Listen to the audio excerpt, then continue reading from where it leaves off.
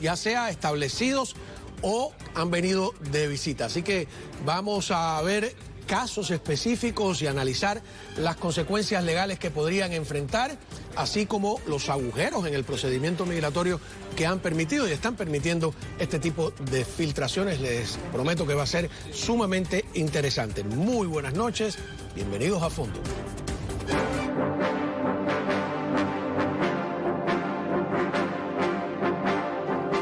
Tenemos con nosotros al periodista Rolando Cartaya, director del proyecto Represores Cubanos, que es un proyecto de la Fundación por los Derechos Humanos en Cuba. Rolando Cartaya es fundador del periodismo independiente dentro de Cuba. Yo digo que fue el primero. Y también miembro del Comité Cubano por Derechos Humanos, ¿no? Cuando era la única organización opositora que había en el país. Así que es un honor siempre que estés aquí con nosotros. Gracias, Juan. Cuéntame sobre este trabajo que has hecho, tengo entendido también con Luis Domínguez, ¿no? Luis Domínguez, sí. De identificar a represores, miembros de la jerarquía cubana que han estado, han entrado o están aquí. Sí, bueno, tú sabes, el proyecto realmente se fundó a mediados del 2017 para todo tipo de represores, cubanos, represores violentos, represores de cuello blanco que le llamamos, digamos, los que son directores de organismos que te expulsan a alguien. Luego fueron surgiendo otras categorías, los de bata blanca, que son los que hacen cumplir en las misiones cubanas las condiciones de trabajo forzado. Pero en enero del 2023 nos dimos cuenta de que las denuncias en Facebook y en otras redes sociales de víctimas de represores que estaban molestos porque sabían que estas personas estaban aquí, iban en aumento, ¿no? Entonces empezamos a seguirle la pista a esto y en febrero hicimos una primera exposición de 20 represores que estaban aquí en los Estados Unidos. Igualmente los había de todo tipo. ¿Qué sucede? Que los primeros represores llegaron aquí a través del éxodo desordenado que comenzó a finales del 2021 y que trajo a los Estados Unidos hasta 500.000 cubanos o más de 500.000 cubanos. Entreverados entre ellos venían represores. No recuerdo que el médico Jesús Figueredo, que llegó cruzando el Darién, nos contaba que había gente que eran fidelistas allí entre esa gente que estaba llegando aquí a los Estados Unidos. Y por supuesto llegaron también represores. A partir del 2023, la administración Biden cambia las reglas del juego, ya no permite el éxodo por la frontera, por lo menos en las condiciones en que estaba, y empieza a dar las visas parol humanitarias. Bueno, a través de las visas parol humanitarias también empezaron a llegar represores. Uno de los últimos llegó el día 14 de agosto acá, un señor que era un informante de la seguridad del Estado y de otros cuerpos represivos en el puerto de La Coloma, en Consolación del Sur. Ese es uno de los últimos que ha llegado, llegó con parol humanitario. Y llegó también, como tú sabes, Menéndez Castellano, este señor que fue del equipo del comandante en jefe, y que además fue primer secretario del partido en Cienfuegos y fue miembro del Comité Central. Vamos a escuchar un testimonio de una persona que asegura haber sido víctima de alguien que está aquí. Este hombre que ustedes ven aquí fue el encargado de mi prisión cuando yo tenía solamente 18 años. Este hombre está aquí retirado en Homestead. Increíble. Este hombre era el encargado de revisar las casas buscando material que hablara de la Biblia para meter presos a personas mayores delante de sus niños. Dejaba a los niños llorando. Cuando yo salí de seguridad del Estado en Santa Clara, tuve que ir y sentarme con él. Y sus palabras fueron: Samuel, así que ahora eres un delincuente. Y yo como muchacho fin, me enojé y le dije: delincuente será usted. Y entonces él me trata de explicar que era ser un delincuente porque había delinquido la ley. Y entonces yo dije: bueno, pero la ley mía es la ley de Dios. Hoy por hoy está aquí, él Es un delincuente, él delinquió las leyes de Estados Unidos para entrar a este país y nosotros tenemos que convivir con estas personas. Ok, veo que eso fue una conferencia de prensa. Cuéntame de la conferencia.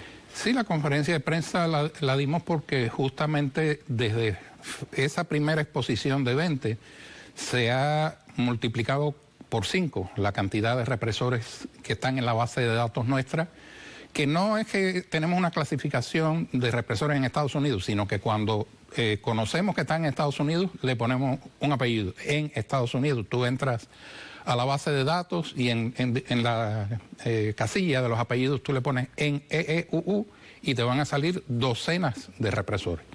Entonces, por eso quisimos dar la conferencia de prensa. Hay 115 en la base de datos en este momento.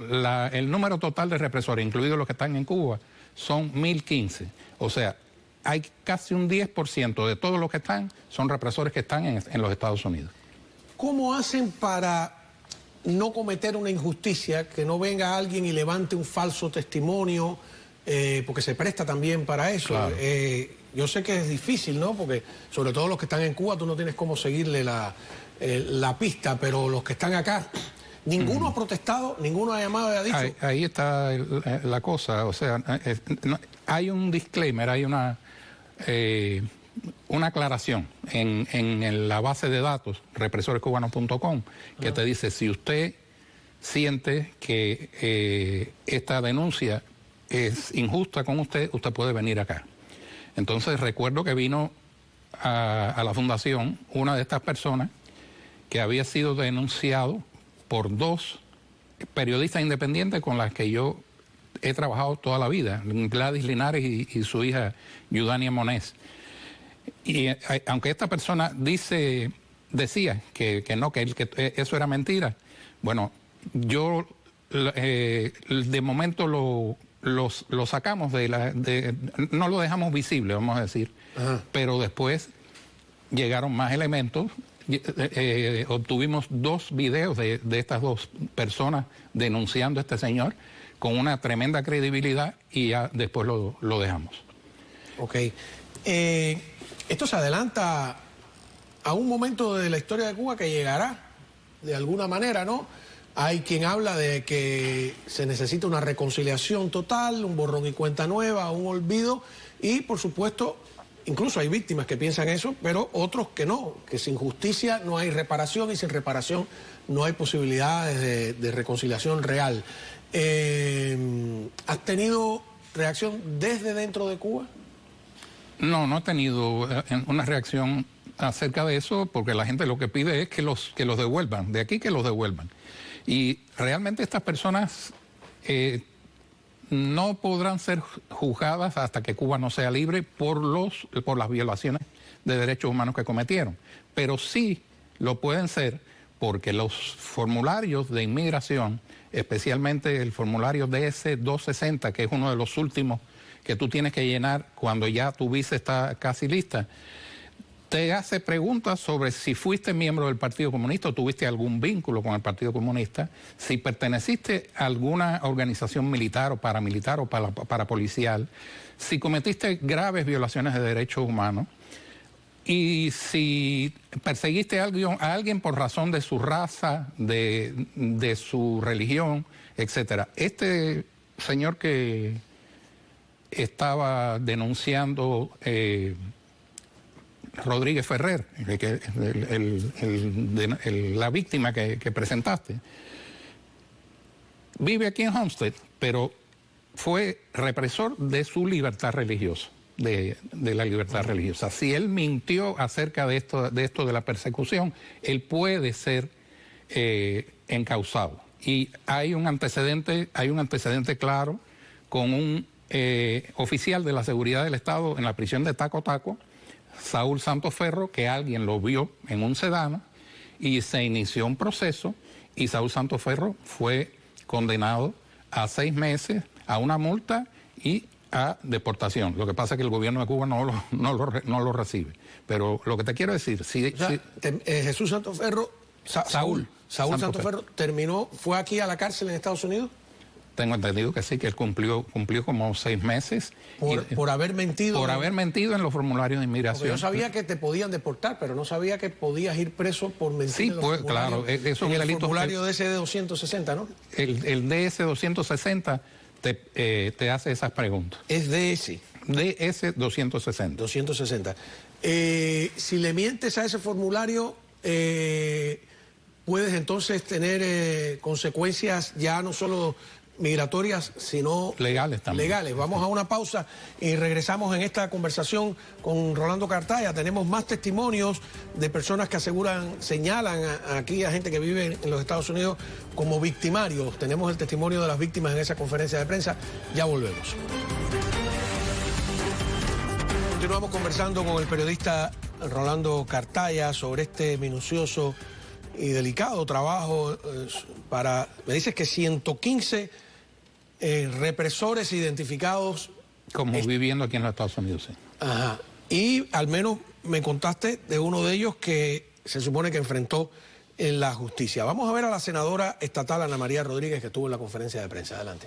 No solamente los cubanos, sino también los venezolanos y los nicaragüenses y todos los que están aquí, que han mentido en su aplicación y que han dicho que no son comunistas, que no han colaborado con el Partido Comunista, y en verdad sí lo han hecho. Eso es un delito federal y eso no lo podemos tolerar. Aquí los que queremos ir a Cuba a ver nuestros familiares, nosotros no podemos ir a Cuba así como ellos están entrando aquí a lo descarado, y ellos lo tienen todo muy bien clausurado. En Venezuela, en todos esos países, uno no puede ir allá porque es diferente. Nosotros aquí somos no sé si es que creemos en la gente o no estamos haciendo el trabajo, como él dice, Mallorca no lo está haciendo bien, no están haciendo su parte. Y yo sé que esas cosas, si Dios quiere, van a cambiar en noviembre y vamos a tener unos cambios bien grandes a nivel federal.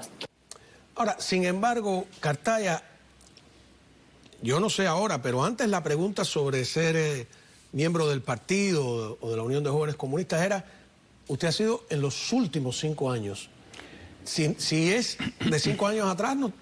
Pero es que también ellos tenían esa condición. O sea, para tú, si tú querías emigrar, tú tenías que esperar 5 años después de haberte dado de baja del Partido Comunista o del Ministerio del Interior. Y eso es lo que también me llama la atención. ¿Cómo es que ahora llegan tan fácilmente? Porque ahora es cuestión de ir, pedirla. Primero mandan a alguien, generalmente algún familiar o se consiguen algún amigo que a veces no llevan, ese familiar no lleva ni mucho tiempo aquí y sin embargo está bien establecido, y después están aprovechando el parol humanitario, porque esa es la otra cosa. Después de que el éxodo desordenado terminó, empezaron a llegar con parol humanitario. Este muchacho último que llegó con parol humanitario, como llegó la jueza Melody. Y a Melody se lo negaron, porque bueno, existe la base de datos nuestra y existen las víctimas que las están acusando, ¿no? Muchas víctimas la acusaron. Espontáneamente en las redes sociales también. Ahora, y al revés ocurren cosas extrañas. La semana pasada vimos la noticia de un miembro de las FARC, una mujer que había renunciado, que se lanza en una balsa, la devuelven a Cuba y está presa. Sí. ¿No?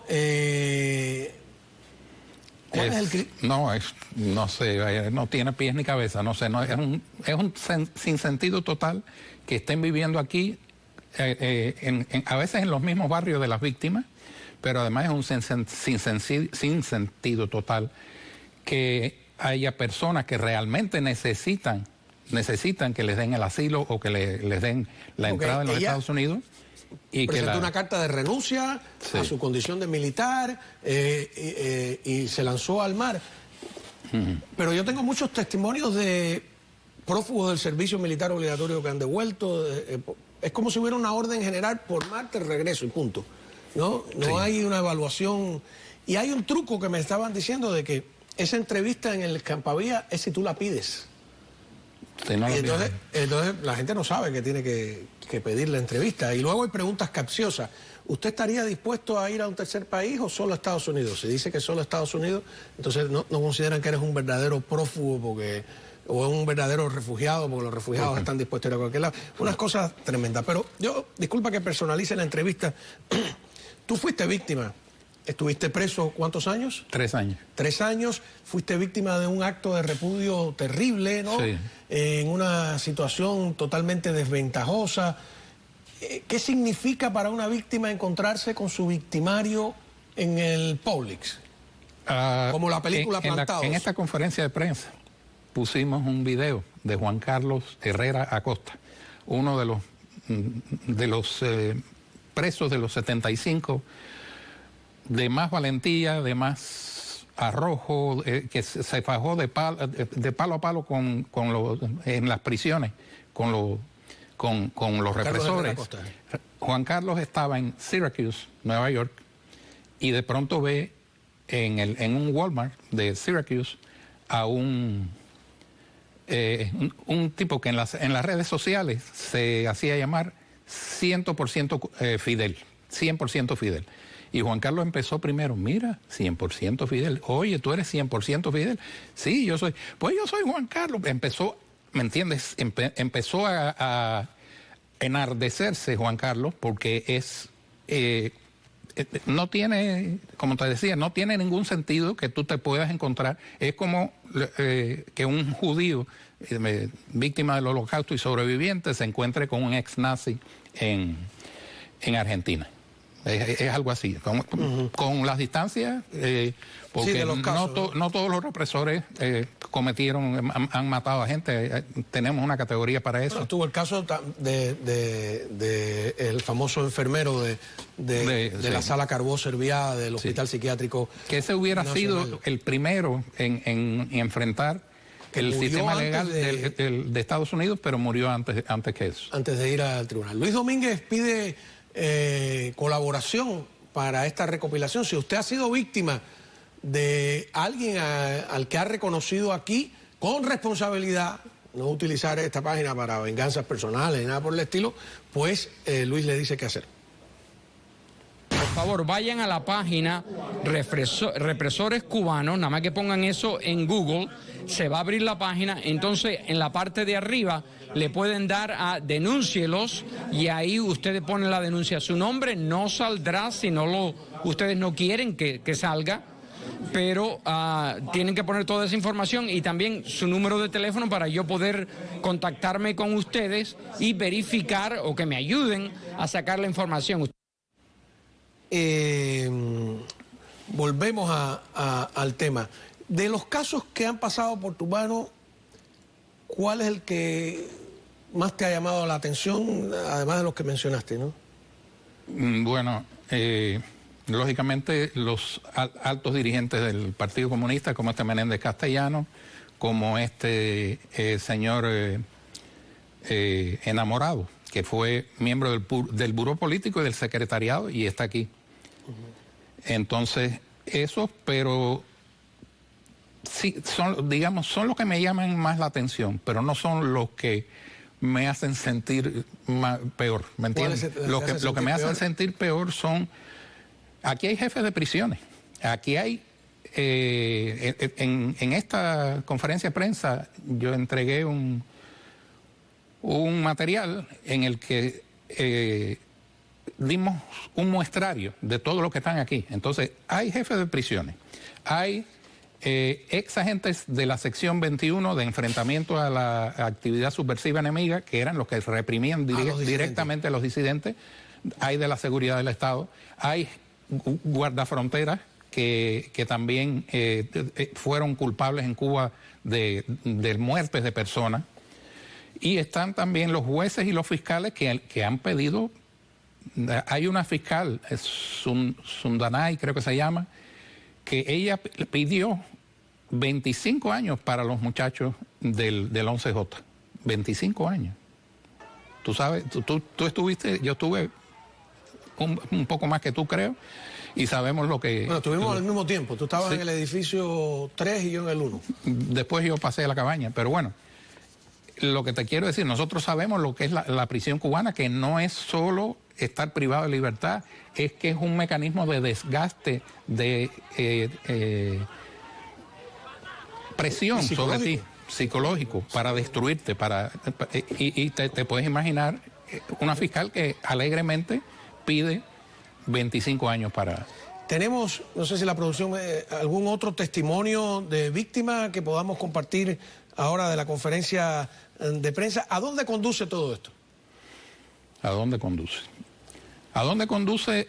Es que... O sea, ¿se le entrega al FBI? Sí, eso te iba a decir, que no lo había dicho. Cuando Luis dice que las personas pueden entrar y suscribir su denuncia, tienes que suscribir tu denuncia, tienes que dar tu teléfono, si tienes un correo electrónico, y tienes que estar seguro de lo que vas a hacer, ¿no? Eso en primer lugar. Pero si además de eso tú quieres que estas personas vayan a los tribunales, que en este momento por lo que podrían ir es por haber mentido en su formulario de inmigración, tienen que redactar una declaración jurada, un affidavit, tienen que llevarlo ante notario y nos lo pueden mandar a nosotros y nosotros lo podemos canalizar.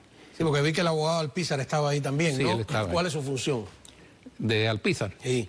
La función ahí, lo que te estoy diciendo del DS-260 es que yo sabía que estas preguntas se hacían, pero él fue el que me refrescó, porque nosotros, mi esposa y yo, estuvimos llenando algunos formularios cuando las personas venían por Colombia. Ajá. Y me recordó que en el DS-260 es donde te hacen todas estas preguntas, un cuéntame tu vida, donde tú tienes que decir la verdad.